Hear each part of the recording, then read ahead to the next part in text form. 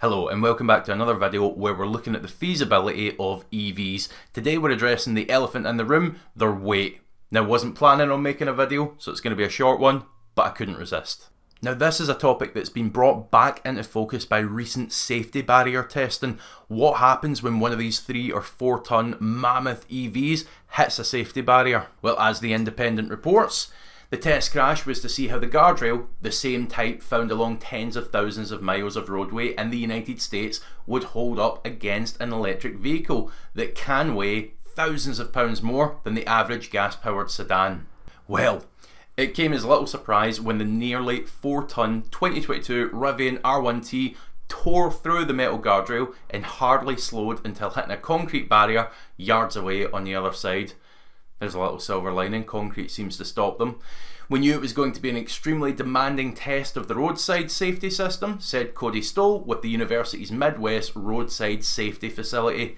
The system was not made to handle vehicles greater than £5,000, which many of these new EVs exceed. Now, obviously, it doesn't take a genius to know there's a big weight disparity between an EV and your much more typical petrol or diesel powered car. Usually, it tends to be somewhere in the 20 to 50% heavier range for the EV. Now, the issue here is not only weight, but the positioning of that weight in the vehicle. Now, typically, EVs have got big, heavy battery packs. That accounts for a lot of the weight in these vehicles. It's on the floor of the car, which is, from an engineering standpoint and a handling standpoint, where you'd want it. But as this research centre found out, same one that tested the Rivian, when they tested a Tesla, it actually lifted the barrier out of the ground and passed under it.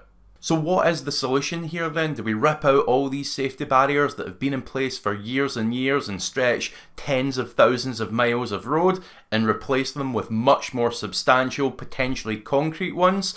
Well, the question is, at what environmental cost and with what money? Now, even if we do replace all these barriers, then what about us in non-EVs? The concern comes as the rise in popularity of electric vehicles has led transportation officials to sound the alarm over the weight disparity of the new battery-powered vehicles and lighter gas-powered ones.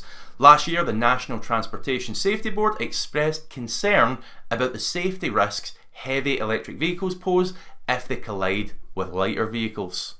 Well, yeah. If these heavyweight, low centre of gravity EVs can punch right through a safety barrier specifically designed to stop vehicles from doing so, what is it going to do to you in your much less substantial, lighter car? Now, out with collisions, there's the wear and tear on everything else to consider as well. The concern over the weight of electric vehicles stretches beyond vehicle-to-vehicle crashes and compatibility with guardrails. The extra weight will affect everything from faster wear on residential streets and driveways to vehicle tyres and infrastructures like parking garages. There's something to think about.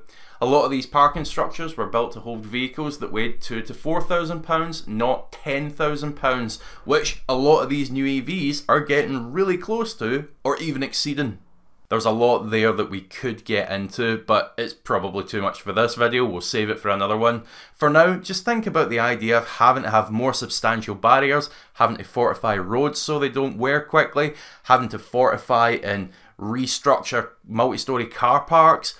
It just seems insane. As ever, I love to hear your thoughts on all these topics, so please do leave a comment below letting me know what you think.